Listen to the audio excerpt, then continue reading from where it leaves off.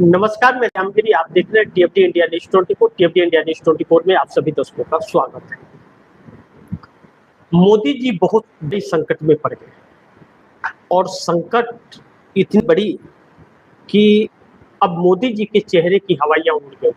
लेकिन सिर्फ मोदी के चेहरे की हवाइयां नहीं उड़ी, हवाइयां तो पूरी बीजेपी की उड़ गई और कुछ एनडीए के घटक दलों के। लेकिन सबसे बड़ी चीज कि आज मोदी को यह समझ आ गया कि उनकी कुर्सी संकट में है और कभी भी कुर्सी जा सकती है।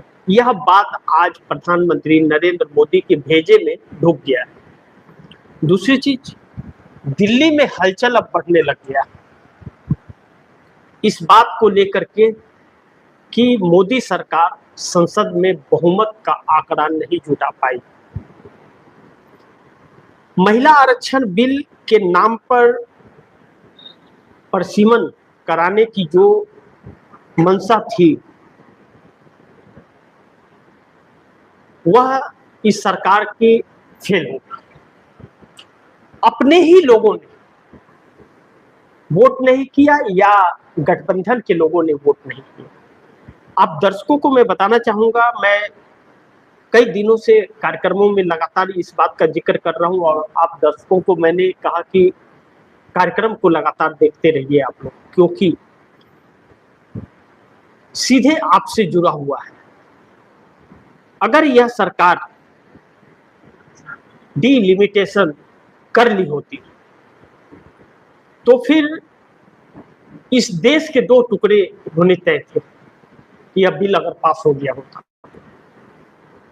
परिसीमन की आड़ में संविधान के साथ छेड़छाड़ करके जो करना था, जो जम्मू कश्मीर में जैसे इस सरकार ने राज्य का दर्जा छीन करके और केंद्र शासित प्रदेश बना दिए, या फिर जिस मकसद से यह बिल लाया गया था उससे असम के 7 सिस्टर में अरुणाचल, नागालैंड, मिजोरम, मणिपुर आदि जैसे जगह और असम, पश्चिम बंगाल, जम्मू कश्मीर, गोवा, चंडीगढ़, पंजाब, तेलंगाना, आंध्र प्रदेश, कर्नाटका, केरल, तमिलनाडु, पांडिचेरी, इन सभी राज्य प्रभावित हो जाते हैं और एक बगावत सा आ जाता। साउथ के अंदर जो बगावत छेड़ा, जिस तरह से बगावत हुआ और स्टालिन ने जिस तरह से आंदोलन का रूप देने का कोशिश किया, उससे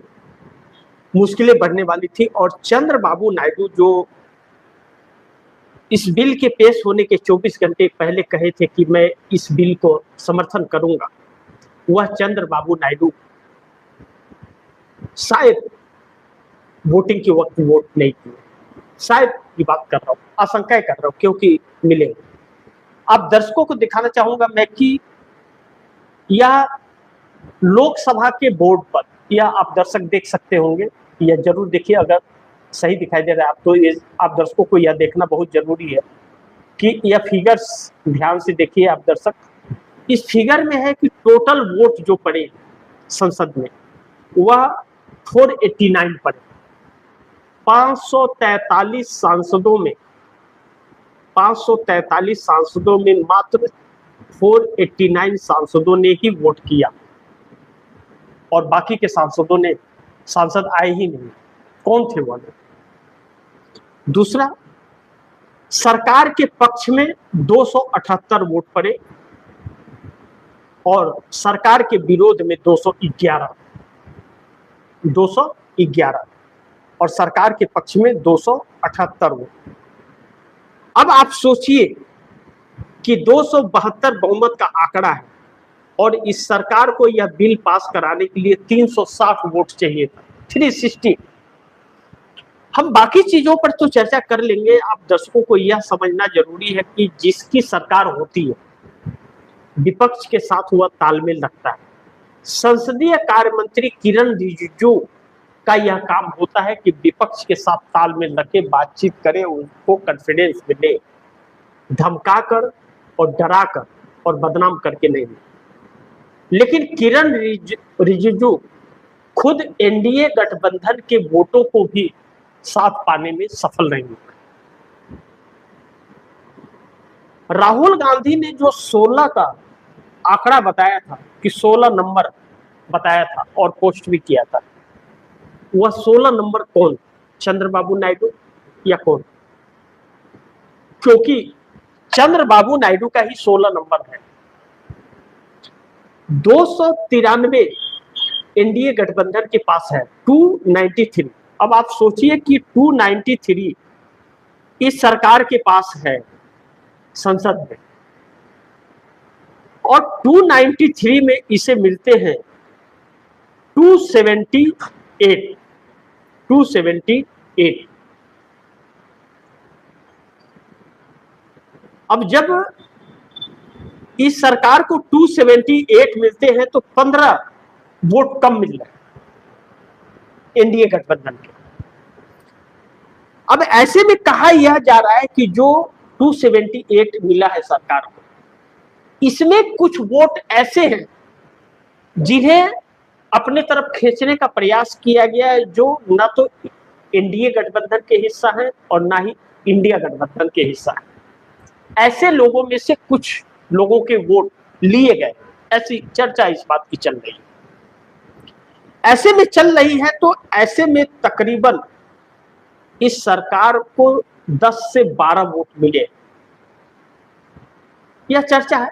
इस बात का ऑन रिकॉर्ड नहीं है, लेकिन चर्चा है इस बात का। तो ऐसे में बड़ी महत्वपूर्ण है कि यह सरकार क्या बहुमत खो बैठी है, और नहीं भी अगर तो 278, 293 से 278 पर आ जाना, यानी कि बहुमत की संख्या से मात्र 6 सांसद ही इसके पास ज्यादा है। यानी कि अगर 7 सांसद इसके हट जाए तो मोदी की सरकार गिर जाएगी। यानी कि मोदी के पीएम पद पर बड़ा संकट आ गया है। और अभी विशेष सत्र में यह हाल है, तो आने वाला जो लोकसभा का सत्र है, क्या उस सत्र में सरकार बची रहेगी या उसके पहले गिर जाएगी? 15 सांसदों ने जो कम वोट किया है, क्या उन सांसदों ने साथ छोड़ दिया मोदी जी का, यह मान लिया जाए? और नहीं माना जाए तो क्या? फिर एक बार आप दर्शक इस तस्वीर को अच्छी तरह से देखिए, या आप दर्शकों को अगर क्लियर दिखाई देगा, या लोकसभा का बोर्ड जब वोटिंग हुआ तो लोकसभा के बोर्ड से यह आया है। आप देखिए नंबर अगर सही आपको जरूर दिखाई दे रहा होगा, ऊपर 278, उसके नीचे 211 है जो विपक्ष के हाथ में है, और नीचे फिर पूरी तरह से 489। अब ऐसे में सवाल यह है कि 15 सांसदों ने वोट नहीं दिया है, तो माना यह जाएगा कि इन सांसदों ने साथ छोड़ दिया, साथ रह करके भी इस सरकार के साथ नहीं है, इस सरकार के किसी भी कानून या किसी की चीज में पक्ष में इसके नहीं है। भाजपा के भी हो सकते हैं, या 15 जिन्होंने वोट नहीं किया, या फिर एनडीए के हो सकते हैं, या फिर 15 से ज्यादा ने एनडीए के वोट नहीं दिया, बीच वाले जो है उन लोगों ने वोट दे दिया, लेन देन हो गया। क्योंकि एक बात बहुत अहम है कि अगर प्रधानमंत्री नरेंद्र मोदी आखिरी क्षण में आए हैं वोटिंग के वक्त, इसका मतलब प्रधानमंत्री बहुत गुड़ा भाग करके आए होंगे, और जश्न मनाने का प्रोग्राम था। प्रधानमंत्री पूरे सज धज करके आए थे, सुबह ही ऐलान हो गया था कि आज जश्न मनाया जाएगा। लेकिन जैसे ही भारतीय जनता पार्टी सरकार को 278 मिले, तो इस सरकार ने तुरंत बाकी के 2 कानूनों पर जो वोटिंग होनी थी, विधेयकों पर, उसे वापस ले लिया, उस पर वोटिंग ही नहीं कराई। संसदीय कार्य मंत्री किरण रिजिजू ने कहा कि मैं इसे वापस लेता हूं, यानी कि और बेइज्जती हो जाने वाली थी।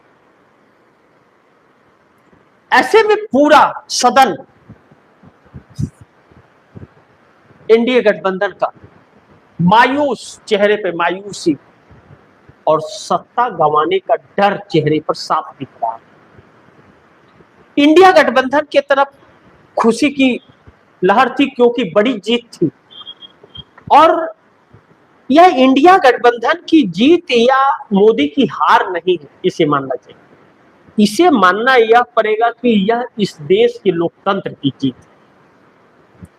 मैं इसे इसलिए कह रहा हूं कि जीत है कि साउथ में यह आज नहीं, 1971-72 की बात है या 75 के आसपास की बात है। 71 से 75 के आसपास में इंदिरा गांधी ने भी लाने की कोशिश की थी।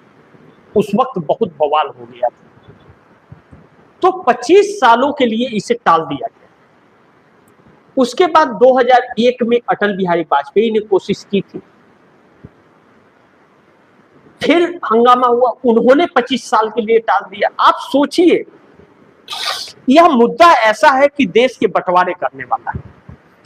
तो फिर यह जानते हुए भी मोदी सरकार ने इसमें हाथ डाला। आप जानते हो कोई जिस बिल में सांप है उसमें आप हाथ डाल रहे हो, तो फिर हाथ तो जलेगा या हाथ सांप को काटेगा ही काटेगा। यानी कि जो इंदिरा गांधी और अटल बिहारी वाजपेयी, क्या मोदी इतना भी पढ़े लिखे नहीं थे क्या, जिन्होंने यह नहीं समझा? मोदी जी उनसे ज्यादा पढ़े लिखे थे जो मोदी ने ऐसा काम किया।